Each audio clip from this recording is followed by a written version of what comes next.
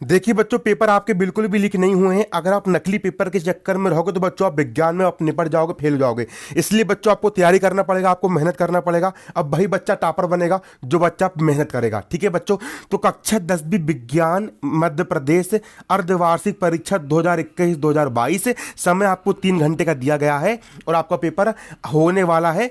आपका पेपर 1 दिसंबर 1/12/2021 मतलब कल आपका विज्ञान का पेपर है बच्चों। आज मैं ये वीडियो बना रहा हूँ। अध्याय 3 धातु एवं अधातु वाला आपका जो पाठ है, इसके मोस्ट इंपोर्टेंट क्वेश्चन जो पेपर में आ सकते हैं आप देख सकते हो।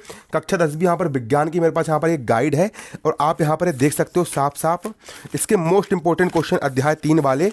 ठीक है, इसको हम जल्दी से निकालेंगे। अध्याय 3 के मोस्ट इंपोर्टेंट क्वेश्चन आप यहाँ पर देख सकते हो। अध्याय 3 मोस्ट इंपोर्टेंट क्वेश्चन आप यहाँ पर देख लीजिए। क्वेश्चन आपके कौन से यहाँ पर आप देख सकते हो। अध्याय 3 धातु में धातु, ऐसे प्रश्न जो परीक्षा में आ सकते हैं मैं आपको वो समझाने वाला हूँ। लेकिन बच्चों देखिए, मैं अपने तरफ से इंपॉर्टेंट क्वेश्चन बता रहा हूँ। ये क्वेश्चन पेपर में आ रहे हैं या नहीं आ रहे हैं इसकी गारंटी मैं नहीं लेता। कल को पेपर नहीं आए तो तुम लोग आकर के मेरी छाती छोलोगे और बोलोगे कि सर आपने तो कहा था पेपर में आएंगे और पेपर में नहीं आए। इसलिए मैं अपने तरफ से आपको इंपॉर्टेंट बता रहा हूँ। ठीक है, जो मुझे आईएमपी लग रहा है, तुमको पढ़ना है तो पढ़ो, नहीं पढ़ना है तो भाड़ में जाओ। ठीक है, और नकली पेपर देखो नहीं, जिनको नहीं पढ़ना वो जाके नकली पेपर देखो और परीक्षा में फेल हो जाओ। और जो मेहनती बच्चे, जो पढ़ने वाले बच्चे हैं, वो लोग वीडियो पर बने रहो। ठीक है, चलिए इसको हम शुरू करते हैं। बहुत सारे क्वेश्चन तैयार करेंगे इसके हम। देखिए ये वीडियो आपका लंबा होने वाला है। आप देखिए, पहला क्वेश्चन आपका है, सोडियम को केरोसिन में डुबाकर क्यों रखा जाता है। जो सोडियम होता है, सोडियम एक प्रकार की धातु होती है, उसको केरोसिन मतलब मिट्टी के तेल में डुबो के क्यों रखते हैं।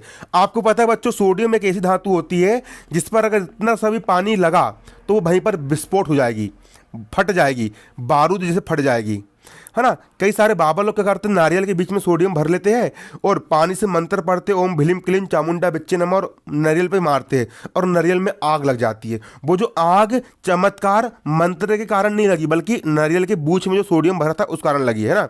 तो सोडियम को मिट्टी के तेल में अपन डुबो के रखते हैं। सोडियम धातु जो होती है वायुमंडल की नमी, नमी मतलब जल, जल यानी आर्द्रता, है ना, के प्रति अति क्रियाशील होती है। सोडियम में जैसी नमी लगेगी तो वो खराब हो जाती है। इसीलिए इसको नमी से बचाने के लिए इसको केरोसिन में या मिट्टी के तेल में इसको डुबा करके रखा जाता है ताकि सोडियम आपके नमी के संपर्क में ना आए। ठीक है, इसलिए इसको डुबा करके रखा जाता है ताकि सोडियम नमी के संपर्क में ना आए। इस प्रश्न को आप तुरंत याद कर लीजिए, मोस्ट इंपोर्टेंट है। एक प्रश्न आता है बच्चों ऑब्जेक्टिव में आपका, है ना, एक प्रश्न यहां पर आपका बच्चों ऑब्जेक्टिव में आता है, इसको आप तैयार कर लीजिए। क्वेश्चन यहां पर आपका आता है बच्चों, ऊष्मा की सबसे अच्छी चालक धातु कौन सी होती है।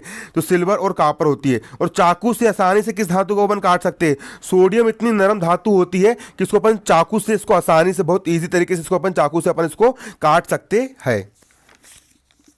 और क्वेश्चन बच्चों जो मुझे लग रहा है मैं आपको समझा दूंगा।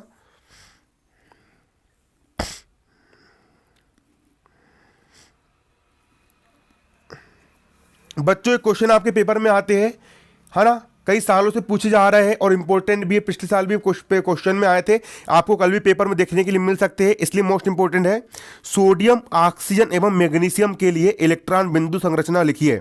सोडियम की इलेक्ट्रॉन बिंदु संरचना बनाइए, ऑक्सीजन की इलेक्ट्रॉन बिंदु संरचना बनाइए और मैग्नीशियम, इनकी आपको इलेक्ट्रॉन बिंदु संरचना आपको बनाना है। ठीक है, किसकी, सोडियम, ऑक्सीजन और मैग्नीशियम की इलेक्ट्रॉन बिंदु संरचना बनाना है। ये मोस्ट इंपोर्टेंट आपका क्वेश्चन है। तो बच्चों मैं आपको चुटकियों में इसको बनाना सिखा दूंगा, किस प्रकार से बनाई जाती है। सबसे पहले मैं आपको सोडियम की बनाना सिखाता हूं। तो देखिए बच्चों, जो आपका सोडियम होता है, अच्छे से समझना, जो आपका सोडियम होता है, सोडियम का परमाणु क्रमांक, सोडियम का परमाणु क्रमांक होता है बच्चों यहां पर आपको कितना, 11 होता है।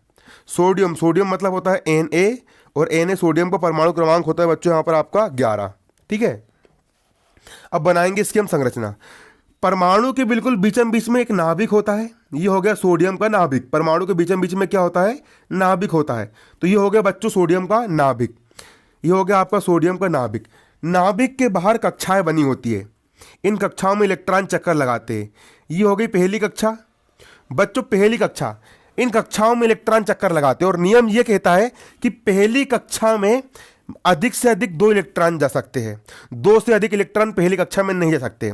तो आप सोडियम का परमाणु क्रमांक 11 होता है, मतलब सोडियम के पास 11 इलेक्ट्रॉन है, तो 11 इलेक्ट्रॉन में से 2 इलेक्ट्रॉन आपके यहां पर चले जाएंगे। ये 2 इलेक्ट्रॉन आपके यहां पर चले गए, ठीक है। अब 11 इलेक्ट्रॉन में से 2 इलेक्ट्रॉन चले गए, तो अब कितने इलेक्ट्रॉन बचे? 9 इलेक्ट्रॉन बचे। अब 9 इलेक्ट्रॉन भरना है, वो कहां पर जाएंगे? वो दूसरी कक्षा में जाएंगे। तो ये हो गई बच्चों आपकी सोडियम की दूसरी कक्षा। और बच्चों नियम होता है किसी भी परमाणु की दूसरी कक्षा में 8 से ज्यादा इलेक्ट्रॉन नहीं जा सकते। तो 11 में से 2 इलेक्ट्रॉन नहीं चले गए, अब बच्चे आपके पास 9 इलेक्ट्रॉन, तो 9 इलेक्ट्रॉन में से 8 इलेक्ट्रॉन आपकी दूसरी कक्षा में चले जाएंगे।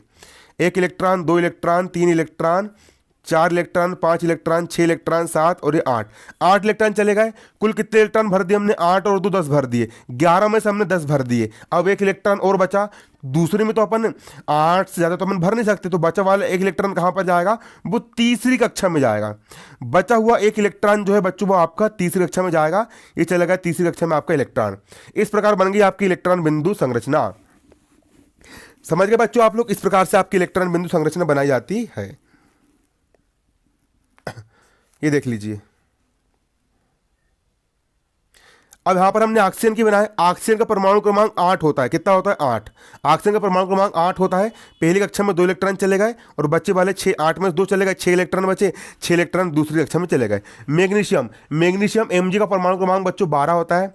12 में से 2 इलेक्ट्रॉन पहली कक्षा में चले गए, बचे 10 इलेक्ट्रॉन, है ना। 8 चले गए, 12 में से 2 चले गए, है ना। 8 चले गए आपकी दूसरी कक्षा में, है ना, और 2 चले गए आपकी तीसरी कक्षा में। इस प्रकार से आप यहाँ पर भर सकते हो। ये मोस्ट इंपोर्टेंट आपको क्या यहाँ पर ये क्वेश्चन है। इस क्वेश्चन को बच्चों आप स्पीड से तैयार कर लीजिए, बहुत तेजी के साथ आप इसको याद कर लीजिए, आप इसको तैयार कर लीजिए, ठीक है। अगला क्वेश्चन है बच्चों आपको मोस्ट इंपोर्टेंट है, आप यहां पर देख सकते हो। मोस्ट इंपोर्टेंट आपका यहां पर प्रश्न है, क्वेश्चन यहां पर आप देख लीजिए।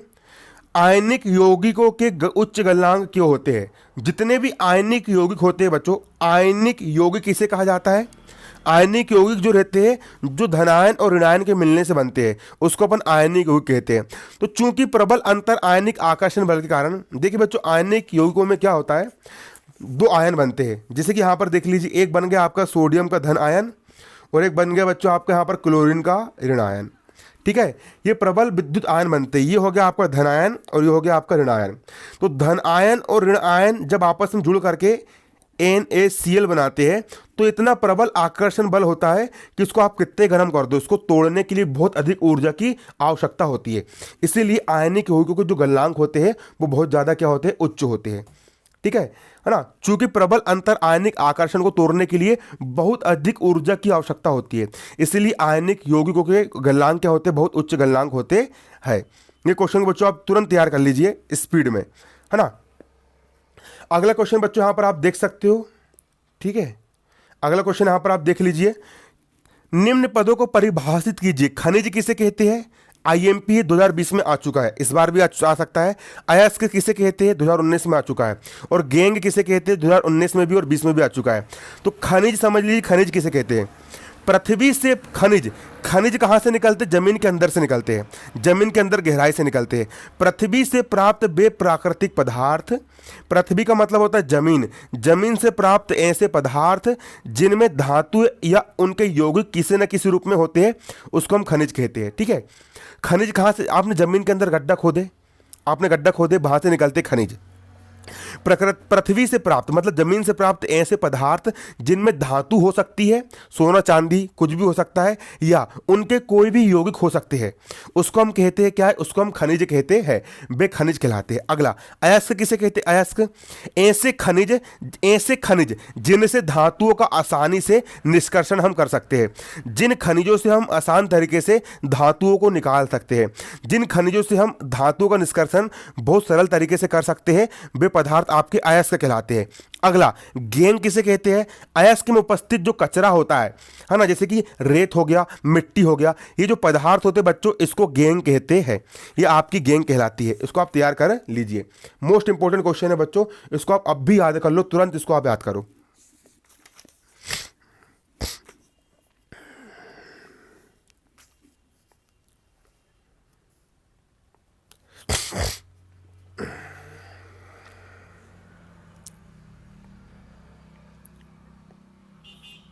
अगला क्वेश्चन बच्चों आपका मोस्ट इंपोर्टेंट है। उभयधर्मी ऑक्साइड, उभयधर्मी ऑक्साइड क्या होते हैं? दो उभयधर्मी ऑक्साइड के उदाहरण दीजिए। उभयधर्मी ऑक्साइड, जो उभयधर्मी ऑक्साइड, उभय उभय उभय, जैसे कि एक लड़का होता है और एक लड़की होता है, और जो ना लड़का होता है जो ना लड़की होता है उसको अपन छक्का कहते हैं। उसी प्रकार जो ना अम्ल होता है और जो ना क्षार होता है, मतलब जो दोनों होता है, उसको अपन कहेंगे उभयधर्मी ऑक्साइड। जो ऑक्साइड अम्लीय और क्षारकीय दोनों के गुणों को प्रदर्शित करते हैं, ऐसे ऑक्साइड जो अम्ल और क्षार दोनों के गुणों को दर्शाते हैं, ऐसे ऑक्साइड, वे ऑक्साइड जो अम्लीय और क्षारकीय दोनों गुणों को प्रदर्शित करते हैं, वे उभयधर्मी ऑक्साइड कहलाते हैं। जो ऑक्साइड अम्लीय और क्षारीय दोनों गुणों को दर्शाते हैं उसको अपन क्या कहेंगे? उभयधर्मी ऑक्साइड कहते हैं। बस इतनी से आपको परिभाषा लिखना है। इसका पहला एग्जांपल हो गया आपका एल्यूमिनियम ऑक्साइड Al2O3, और अगला हो गया आपका जिंक ऑक्साइड ZnO। ये दो आपके यहाँ पर क्या हो गया? आपके ऑक्साइड हो गए। ठीक है, आप ये दो ऑक्साइड को आप आसानी से आप तैयार कर लीजिए। अगले क्वेश्चन आपको जल्द ही मिलेंगे।